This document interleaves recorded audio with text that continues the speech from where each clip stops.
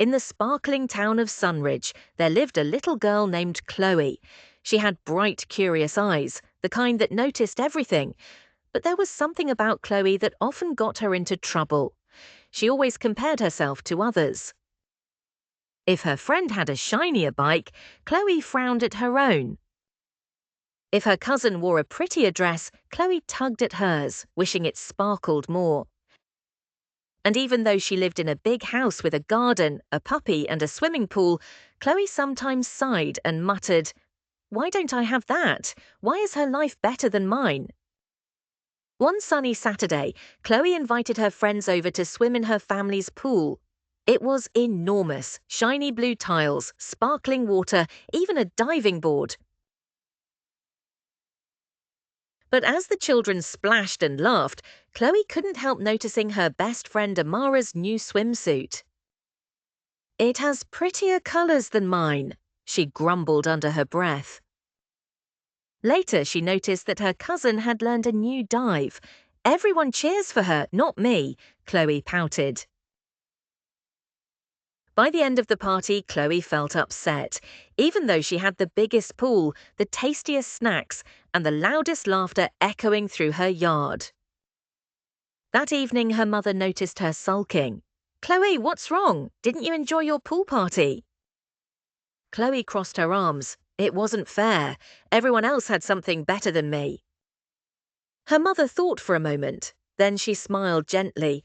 "Tomorrow I want to take you somewhere. Keep an open heart." The next morning, Chloe's mother drove her across town. They passed tall houses with shiny windows, then small houses with peeling paint, until finally they reached a quiet little village by the edge of a river. Children were playing by the banks, splashing in the shallow water, laughing as they dipped their toes in. Their clothes were simple, their toys were sticks and stones, yet their joy bubbled like the river itself. Among them was a girl about Chloe's age. Her name was Lena. She carried a wooden bucket, dipping it into the river with care. When she saw Chloe, she waved. "Hi, want to play?" Lena called. Chloe hesitated but nodded. Soon she found herself skipping stones with Lena, laughing when they plopped into the water. "Do you swim here?" Chloe asked, pointing at the river. Lena smiled. "Yes, this is our swimming place. We don't have a pool like you, but the river is free and alive. Every day it brings us fresh water to drink, to wash, and to play." She cupped some water in her hands and let it trickle down like tiny diamonds. Chloe blinked in surprise. "But it's just a river. My pool is much bigger." Lena shook her head gently.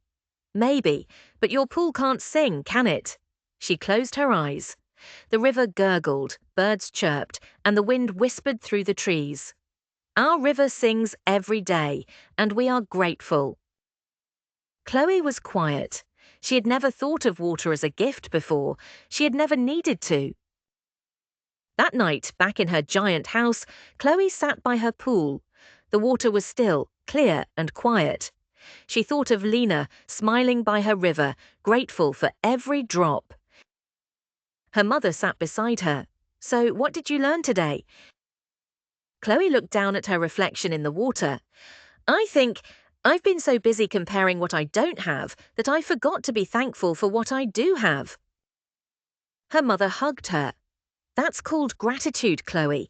Gratitude turns what we have into enough, sometimes even more than enough." From that day on, whenever Chloe caught herself comparing, she stopped and whispered, "Thank you. Thank you for my pool. Thank you for my family. Thank you for my friends. Thank you for this life." And as she practiced gratitude, her heart began to shine brighter than any swimsuit, bike, or sparkling toy. When we compare ourselves to others, happiness slips away.